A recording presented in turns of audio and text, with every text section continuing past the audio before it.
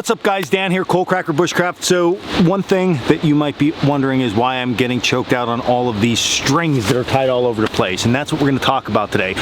Why in the world would we run an entire ridge line tree to tree for a plow point shelter? For those of you that don't know, a plow point shelter is a diamond styled shelter. So one end, as you can see right here, is tied off to a tree, and then it is tied back in all three other corners, creating that diamond style. And then we use our center tie out to get loft. Just because oilcloth tarps and wax canvas tarps such as this do have more weight to them, so you get a lot of sag, you got to use that rear tie out to gain that loft, to gain more space inside for yourself.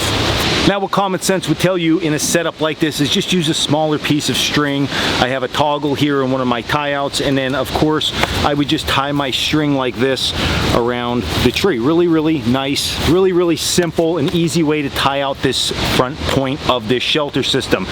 And there is absolutely nothing wrong with doing that. In your case, you might want to do this depending on how you're going to set up your shelter, but setting up an entire ridge line does give you some more options that you should be aware of.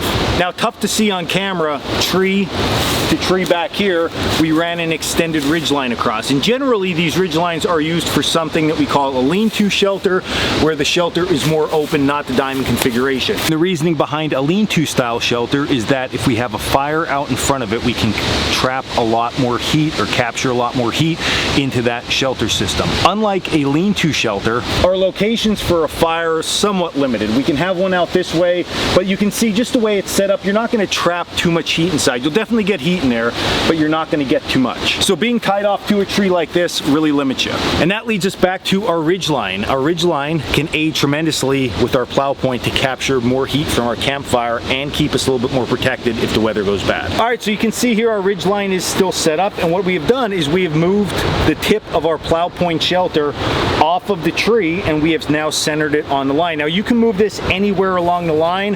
What I have done is I still use my toggle, and I use one of those prusik loops that we have on our ridge lines already preset to hold this in place, and then I just tied it out the exact same way.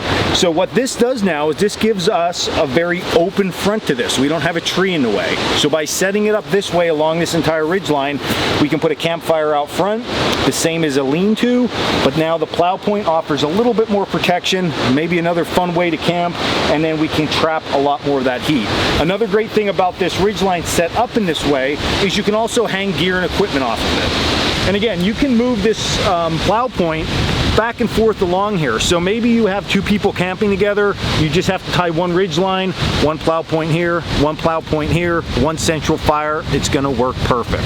So I guess one of the biggest things I want you to take away from this video is the fact that just because something initially seems like it's a waste, it might not be. You just got to look at it in a little bit different of a lens. In this case, utilizing that entire ridge line with a plow point rather than going right to a tree. So just another option, another tool for the toolbox.